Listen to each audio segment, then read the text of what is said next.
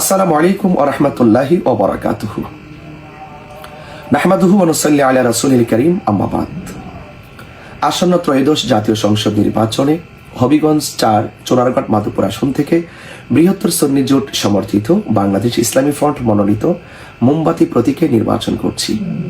রাষ্ট্রের চলমান সংকট, জানমালের অনিরাপত্তা এবং ডেভিলের নামে বিভিন্ন নামে যে সাধারণ মানুষদের সাথে যে রূঢ় আচরণ করা হচ্ছে এবং পাশাপাশি মিথ্যা মামলা, হুমকি এবং সমর্থনকারীদেরকে মামলা দেওয়ার যে হুমকি দেওয়া হচ্ছে এবং পাশাপাশি হয়রানি করা হচ্ছে, মামলা বাণিজ্য করা হচ্ছে, সেগুলোকে বন্ধ করতে হবে।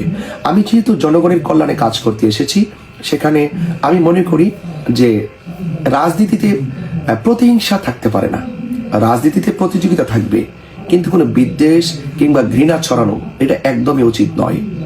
আমি যেহেতু রাজনীতি করতে এসেছি, আমি জনগণের কণ্ঠ হয়ে কথা বলবো, মানুষের দুঃখে আমি দুঃখিত হব এবং পাশাপাশি আমার কথা এবং কাজের মধ্যে কোনো ফারাক থাকবে না।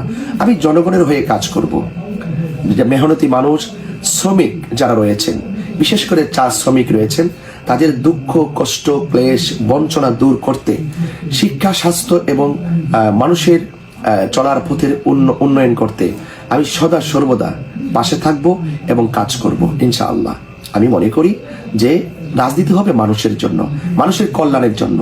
সেখানে কোনো প্রতিশোধ থাকবে না, প্রতিহিংসা থাকবে না। দল, মত, ধর্ম, বর্ণ নির্বিশেষে যার যে অধিকার রয়েছে, সেই অধিকার প্রতিষ্ঠায় একজন প্রতিনিধিকে সব সময় সেই মানুষের আবেগ, মানুষের চাওয়া, মানুষের প্রত্যাশা, তাদের যে আবেগ জড়িত কণ্ঠ আছে, সেই কণ্ঠকে হৃদয়ে ধারণ করে মানুষের পাশে থাকার নামে রাজনীতি।